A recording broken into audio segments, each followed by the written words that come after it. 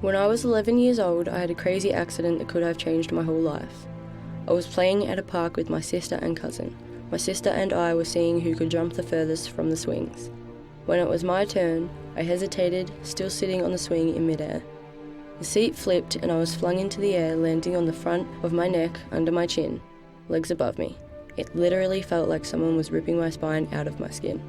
I had a tingling sensation all over my legs, arms and face. 2 discs in my spine collided into each other, and when I think about it, I can still feel and hear the crunch in my back. I didn't think it was so bad, and I quickly sat up off the bark, screaming for help. My little sister was in complete shock, frozen, staring at me, and my cousin had already run back to the house to get my family. Luckily, a lady who used to be a nurse in the army saw the whole thing and ran over to help. She made me lay down and straighten my neck and body. My head started spinning and I lost all feeling. An ambulance was called and took me to the Royal Children's.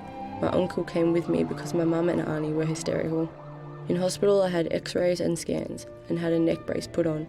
Every time my bed was moved I was sick. I couldn't move at all.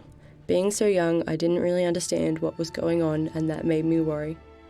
Not being able to move my own body was the worst feeling. After a while, my feeling came back and I was taught how to walk again and move my limbs properly.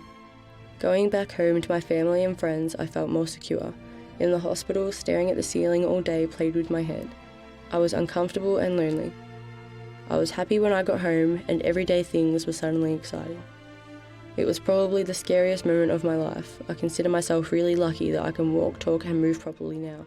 Having that kind of experience has made me appreciate these simple things so much more. My life could have completely changed from one day at the park.